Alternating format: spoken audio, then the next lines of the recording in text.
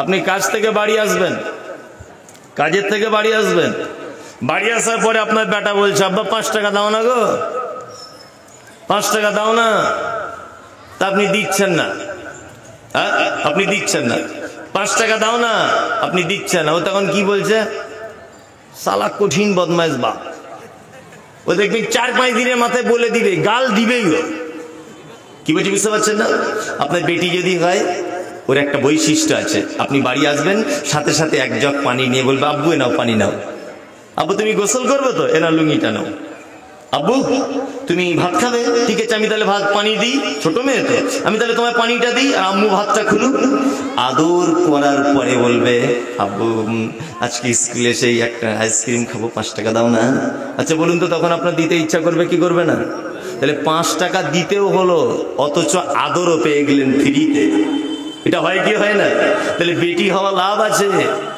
Better বহুদের কাছে তো মার খেয়ে খেয়ে জীবন যাচ্ছে অনেক বাপেদের, যাচ্ছে না? 2 দিন মেয়ের বাড়িতে চলে যান না, মনে হবে ওর কলিজাটা চিড়ে ভিতরের ফ্যাপসা কলিজাটা রান্না করে আপনাকে খাওয়ালেও তৃপ্তি পায়। পায় কি পায় না? এর নাম কন্যা। সম্মানের দিক দিয়ে বলুন তো দেখি এবারে ডিফারেন্স কার বেশি আর কার কম? কার? নারীর সম্মান বেশি না পুরুষের সম্মান বেশি? কার? নারী। তাহলে এতক্ষণ পর্যন্ত আমি বোঝাতে পেরেছি কি কারণে বলছিলাম এত কথা? তাহলে এতক্ষণ পর্যন্ত ইবাদতের ব্যাপারে কিছু ডিফারেন্স আছে। তাহলে সম্মানের ব্যাপারে আল্লাহর নিকটে সবথেকে বেশি সম্মানিত কে? নারী। নারী মূলত আমাদের 4টে সম্পর্কে জড়িত হয়। কটা? 4টে।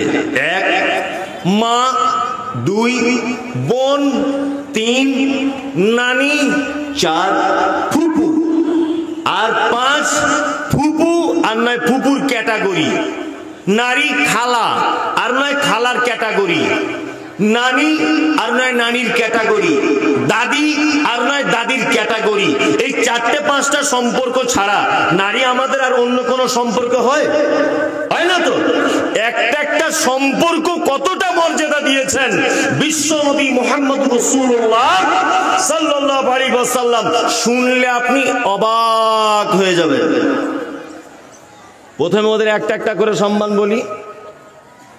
আপনারা যে একেবারে খেলনার পাত্র তা নয়, আপনাদেরও মর্যাদা আছে, ভয়ের কোনো কারণ নেই। আপনাদের মর্যাদাটাও বলবো, ওদেরটাকে বলে দিই। আচ্ছা বলুন, আমরা সংসারে ছেলে সন্তান হলে বেশি খুশি হই না মেয়ে সন্তান হলে বেশি খুশি হই? তাহলে আপনারই কথা তো এখনই মনে বললে একটু বড় হবে, একটু সেই মুনাফিকি টাইপের কথা হয়ে যাচ্ছে না? একটু দা কিন্তু আপনি বললেন নারীদের সম্মান বেশি। তাহলে যে আল্লাহ নারীদের সম্মান বেশি দিয়েছেন, যে নবী নারীদের সম্মান বেশি দিয়েছেন, আপনার বাড়িতে 4-5টা মেয়ে সন্তান হলে মুখটা ছোটা হয়ে যায় কেন? অনেক মেয়েকে আমি দেখাতে পারি, অনেক মেয়েকে আমি প্রমাণ করতে পারি। 5টা-7টা মেয়ে পর পর জন্ম দিয়েছে বলে শ্বশুর বাড়িতে স্বামীর কাছে মার গালাগালি মন্দ খায় কি খায় না? আর শুধু দিন রাত বলছে তোকে বিয়ে করাটাই ভুল হয়েছে, ওর থেকে যদি ফটিকের বেটিকে করতাম 4টে বেটা হয়ে যেত। শাশুড়ি সারা জীবন বৌমাটার দোষ দিল। ছেলে হবার মেয়ে হবার মালিক কি বৌমা না আল্লাহ? আল্লাহ। তোমার বেটা তো তাহলে সমান অপরাধী, অপরাধী নয়? সমান অপরাধী। মেয়ে হয়েছে বলে আপনি মন খারাপ করছেন? আমি মুমতাজুল ইসলাম আপনাকে বলছি, শুনে রেখে দেন। আপনার যদি আজকে ইনকাম যদি দিনে 200 টাকা হয়, আমার কথা আজকে লিখে রাখুন, আর না হলে মাথার মেমোরিতে সেট করে নেন। কালকে আপনার মেয়ে জন্ম হবে, আমি মুমতাজুল ইসলাম বলছি আপনার পরশুদিন থেকে বরকত হবেই মালে ইনশাল্লাহ। আরে মেয়ে হওয়া মানে তো লাভ, পরের বেটাকে নিজের বেটা করে নিবে, পরের মানুষ করা বেটা নিজের করে নিবে। সব পুরুষ মানুষরা শাশুড়ি ভক্ত না? শাশুড়ি ভক্ত তো বেটি হওয়াই তো লাভ, পরের মানুষ করা বেটা নিজের করে নিবে, আরো সুবিধা, তাই না? চলুন বেটি কত মর্যাদা। আপনাকে একটা হাদিস বলি, হাদিসের একটা অংশ। কে হাদিস বর্ণনা করছেন? না আম্মা জান আয়েশা সিদ্দিকা রাদিয়াল্লাহু তাআলা আনহা, আল্লাহর নবীর স্ত্রী, উম্মাহাতুল মুমিনিন। আম্মা জান আয়েশা বলছেন, আমি একদিন বাড়িতে বসে আছি, একজন মহিলাকে দেখলাম দুটি বাচ্চাকে সাথে নিয়ে আমাদের দরজাতে এসে নক করেছে। কে? না আমি একজন ভিখারি মহিলা। কি চাও বলো? বলছে আমি কিছু খাবার চাই। আম্মাজান আয়েশা বলছেন মহিলাটি আছে, তার সাথে দুটি কন্যা সন্তান রয়েছে। আমি তাদের তিনজনকে 3টা খাজুর দিলাম। ওই মহিলাটি দুটি বাচ্চা মেয়ের হাতে দুটি খাজুর ভাগ করে দিলেন, আর একটা খাজুর নিজে না খেয়ে নিজের কাছে রেখে দিলেন। বাচ্চা মেয়ে দুটি তাড়াতাড়ি করে 2টা খাজুর খেয়ে নেওয়ার পরে মায়ের হাতে যে খাজুরটা আছে এ একবার কেড়ে নিতে চাইছে, ও একবার কেড়ে নিতে চাইছে। আম্মাজান আয়েশা বলছেন আমি দূর থেকে দেখতে পেলাম ওই মাটা একটা খাজুর না খেয়ে খাজুরটা অর্ধেক করে ভাগ করে দুটি বাচ্চার মাঝখানে বিলিবন্ধন করে দিয়েছে। আল্লাহর নবী বাড়িতে এলেন, আম্মাজান আয়েশা ব্যাপারটা বর্ণনা করে বলছেন, ও দয়ার নবী গো, আজকের দিনে আমাদের বাড়িতে এই ঘটনা ঘটেছে। একটা মহিলা নিজে খাজুর না খেয়ে খাজুরটা অর্ধেক করে ওই বাচ্চাটার হাতে অর্ধেক আর এই বাচ্চাটার হাতে অর্ধেক। আল্লাহর নবী বলছেন আয়েশা রে, জেনে রেখে দাও, শুনে রেখে দাও, পৃথিবীতে যদি কোনো বাপ তার বেটি হবার কারণে সে যদি বিপদে পড়ে যায়, বিবাহ দেওয়ার জন্য বিপদ হয়, বেটি হয়েছে বলে যদি সয় সম্পত্তি নেই বলে যদি বিপদে পড়ে যায়, বেটি হয়েছে বলে সমাজের মানুষের কাছে যদি বিপদে পড়ে যায়, বেটি হয়েছে বলে টাকা নেই কি দিয়ে বিয়ে দেব, এই ব্যাপারে যদি সে চিন্তায় পড়ে যায়, বিশ্বনবী বলছেন ও বেটির বাপ শুনে রেখে দাও, তোমার 4টে বেটি, 5টা বেটি, 6টা বেটি, তুমি যদি তাদেরকে দ্বীনের শিক্ষা দিতে পারো, তুমি যদি তাদেরকে পর্দার সঙ্গে রেখে দিতে পারো, তুমি যদি তাদেরকে হেফাজতের সঙ্গে রেখে দিতে পারো বিয়ে দেবার আগ পর্যন্ত, তাহলে আমি নবী আর ওই বিপদে পড়ে যাবা কন্যার বাপ কিয়ামতের দিনে জান্নাতের ভিতরে এত কাছাকাছি থাকবো। এই কথা বলার পরে আল্লাহর নবী মধ্যমা আর তর্জনী দুটি আঙুলকে এক জায়গায় করে দিয়ে বলছে, দেখো আয়েশা, এই দুটো আঙুলের মাঝখানে কি কোনো ফাঁক আছে? বলছে না, ফাঁক নাই।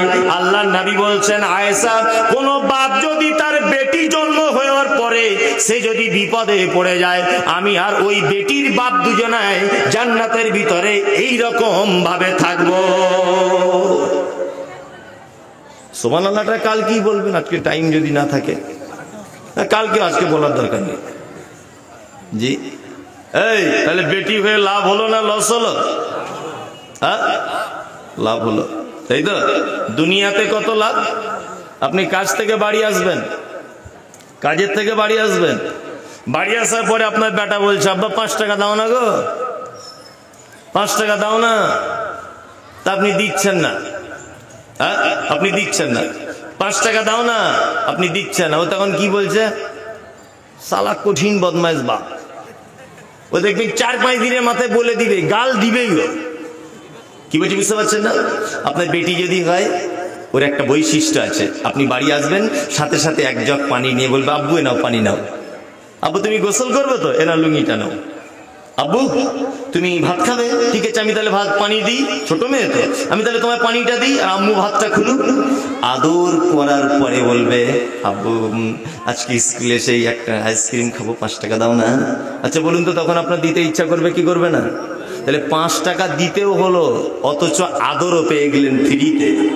এটা হয় কি হয় না? তাহলে বেটি হওয়া লাভ আছে। বেটার বহুদের কাছে তো মার খেয়ে খেয়ে জীবন যাচ্ছে অনেক বাপেদের, যাচ্ছে না? 2 দিন মেয়ের বাড়িতে চলে যান না, মনে হবে ওর কলিজাটা চিড়ে ভিতরের ফ্যাপসা কলিজাটা রান্না করে আপনাকে খাওয়ালেও তৃপ্তি পায়।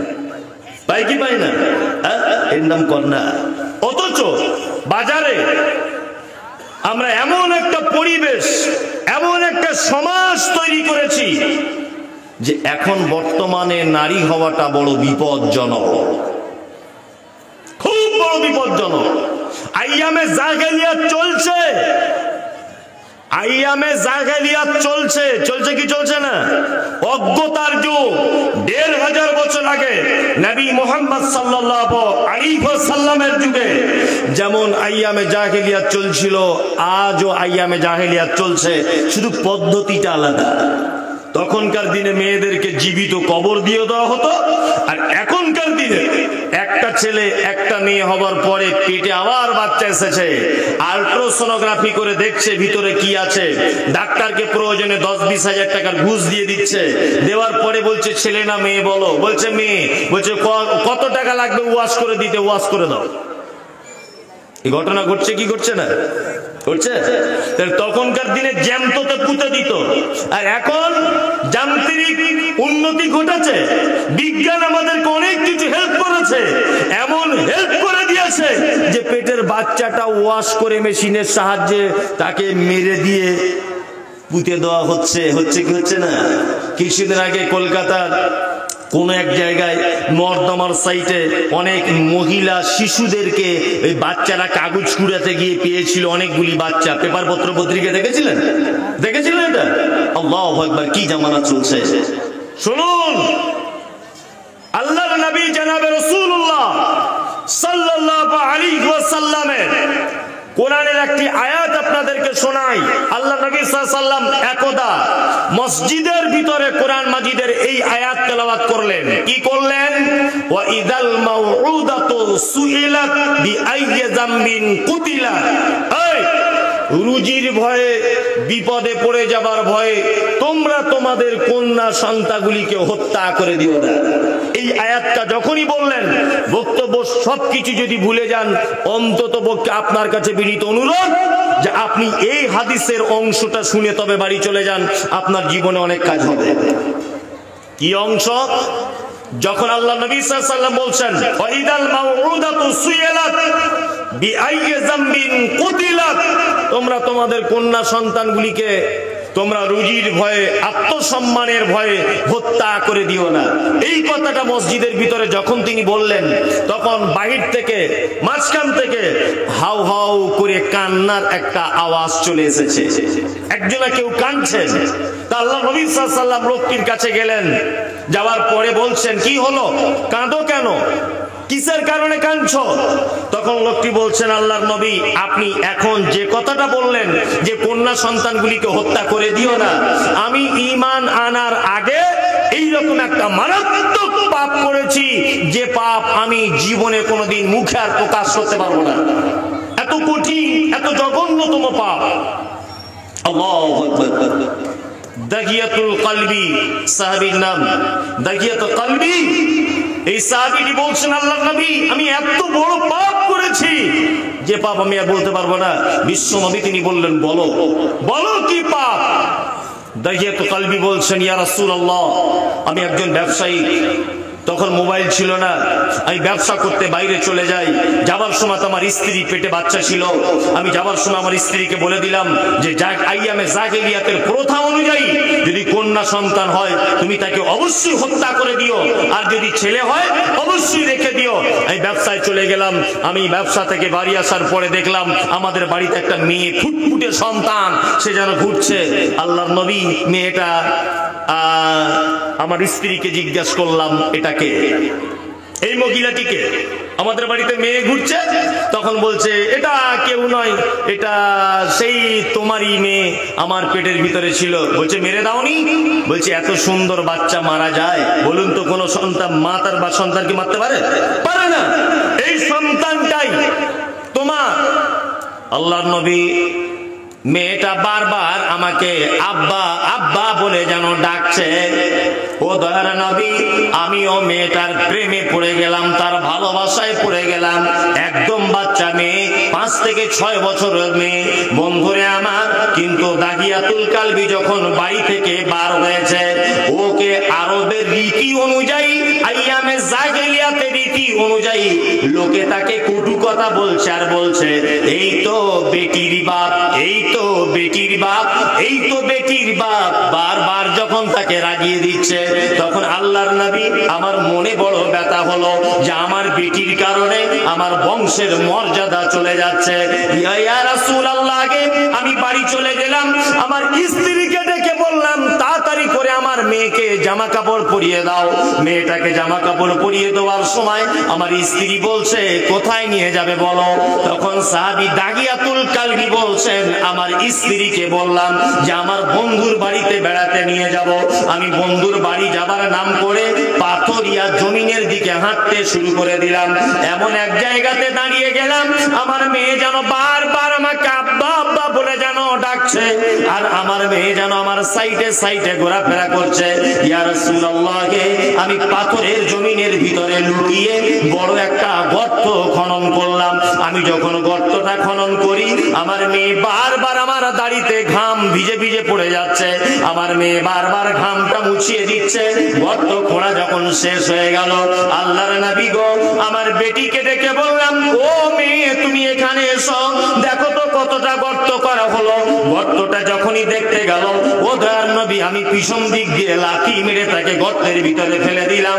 মেয়েটা আব্বা আব্বা বলে চিৎকার মারছে। আল্লাহর নবী আমার মনে দয়া হলো না, আমি পাথর নিয়ে মাটি নিয়ে গর্তের ভিতরে দিয়ে জীবিত মেয়েটাকে কবর দিয়ে চলে এলাম। ও দয়ার নবী গো, সেই যে আমার মেয়ের আব্বা আব্বা আব্বা বলে ডাকটা আজও পর্যন্ত ভুলতে পারি নাই। আল্লাহর নবী আমার কি এই পাপ ক্ষমা করে দেওয়া হবে? বিশ্ব নবী বলছেন দাগিয়াতুল কালবি শোনো, অবশ্যই ক্ষমা করা হবে, কারণ তুমি ঈমানের আগে করেছো, এই কারণে আল্লাহ তোমাকে ক্ষমা করে দিবে। যেটা আপনাকে বোঝাতে চাইলাম যে 1400 বছর আগে কন্যা সন্তানদেরকে হত্যা করা হতো, এখনো হচ্ছে, হচ্ছে না, শুধু পদ্ধতি চেঞ্জ। তাহলে মেয়ে হিসাবে আপনার এটা মর্যাদা। এবার আপনাকে বলি স্ত্রী হিসাবে কত মর্যাদা পেয়েছে নারীরা। আচ্ছা বলুন তো, একটা পুরুষ মানুষ আল্লাহর নিকটে কখন কার সার্টিফিকেটে ভালো পুরুষ বলে আল্লাহর নিকটে 100 নাম্বার পাবে বলুন তো? কার সার্টিফিকেটে জানা আছে? আমি আপনাকে বলছি এই ছেলেটা খুব ভালো, হেড মাওলানা বলছে ভালো, ও আল্লাহর কাছে কি আদৌ ভালো? গ্যারান্টি আছে? গ্যারান্টি নাই। কিন্তু বিশ্ব নবীর ভাষা শুনুন, আল্লাহর নবী তিনি বলছেন, কি বলছেন? ওই পুরুষ মানুষ আল্লাহর নিকটে সব থেকে প্রিয় যে পুরুষ মানুষ তার স্ত্রীর কাছে প্রিয়। আর আমি মুহাম্মদ সাল্লাল্লাহু আলাইহি ওয়াসাল্লাম, আমি আমার স্ত্রীদের কাছে উত্তম স্বামী। তার মানে আপনার স্ত্রীর সার্টিফিকেট দিতে হবে আপনি কত ভালো লোক। কি বলছি বুঝতে পারছেন না? এটা একটা স্ত্রী হিসেবে মর্যাদা হলো। মা, মায়ের তো বিকল্প নেই, এটা আর বলা লাগবে? মায়ের বিকল্প আছে? এটা তার বিকল্পই নেই। মায়ের এত মর্যাদা, এত মর্যাদা, আল্লাহ নবী সাল্লাল্লাহু আলাইহি ওয়াসাল্লাম মর্যাদা দিতে দিতে বলছেন এই জায়গাটায় দেখো, তোমার জান্নাত তোমার মায়ের এই জায়গাটায়। কি আশ্চর্য ব্যাপার নয়? আমরা ছোট থেকে শুনেছি পিতা মাতার পায়ের তলায় জান্নাত, শুনেছি না? না, এই কথা একদমই নয়। মায়ের পায়ের তলায় জান্নাত, পুরুষ মানুষের পায়ের তলায় জান্নাত নেই। অনেক সময় মায়েদেরকে এটা বলা হয়, বেশি ফটর ফটর করবি না, জান্নাত পাবি না, স্বামীর পায়ের তলায় জান্নাত। বুঝলেন না? পুরুষ মানুষ ওদেরকে বলে না, বেশি ফটর ফটর করবি না, আমি যাই করি করবো, আমার পায়ের তলায় তোর জান্নাত। আমি মায়েদেরকে বলে দিয়ে যাচ্ছি স্বামীর পায়ের তলায় জান্নাত নেই, একদমই নেই। এটা একদমই মিথ্যা কথা। আল্লাহ নবী সাল্লাল্লাহু আলাইহি ওয়াসাল্লাম এই কথা বলেছেন। কি বলেছেন? যে আমি যদি সাজদা করার যদি কাউকে আদেশ দিতাম, তাহলে মহিলাদেরকে সাজদা করার আদেশ দিতাম তার স্বামীকে। কিন্তু আল্লাহ নবী এটা দেননি। মা হিসাবে ওদের মর্যাদা অনেক নয়? অনেক। এইবার আপনাকে একটা কথা আবার চূড়ান্ত পর্যায়ে বলে দিচ্ছি। আচ্ছা, পৃথিবীতে এরকম কোন হাদিস আপনার জানা আছে যে আল্লাহ নবী খাস করে বলেছে পুরুষ মানুষ যদি 2টা কাজ করে জান্নাত চলে যাবে, বা 4টে কাজ করে জান্নাত চলে যাবে? এরকম কোন হাদিস জানা আছে? জানা নাই তো? চলুন, আল্লাহ নবী সাল্লাল্লাহু আলাইহি ওয়াসাল্লাম ওদের কত সম্মান দিয়েছেন। আল্লাহ নবী বলছেন, কি বলছেন? একজন মহিলা যদি 4টে কাজ করে, কটা কাজ? 4টা, ও জান্নাত চলে যাবে। শুধু জান্নাতে যাবে না, বলছে জান্নাতের যে কোনো দরজা দিয়ে, গেট দিয়ে ঢুকে যাবে। আল্লাহু আকবার। 4টে কাজ। ওদের মর্যাদাটা দেখুন। এক, আল্লাহ নবী বলছেন, এটা বাড়িতে গিয়ে আপনার স্ত্রীকে বলে দেবেন, ইনশাআল্লাহ বলে দেবেন তো? হ্যাঁ, এই বলুন ইনশাআল্লাহ বলে দেবেন তো? তাহলে বলবো হাদিসটা বলে দিই। এক, আল মারাতু ইজা সাল্লাত খামসাহা ওয়া সামাত শাহরাহা ওয়া আতাআত বালাহা ওয়া আহসানাত ফারজাহা।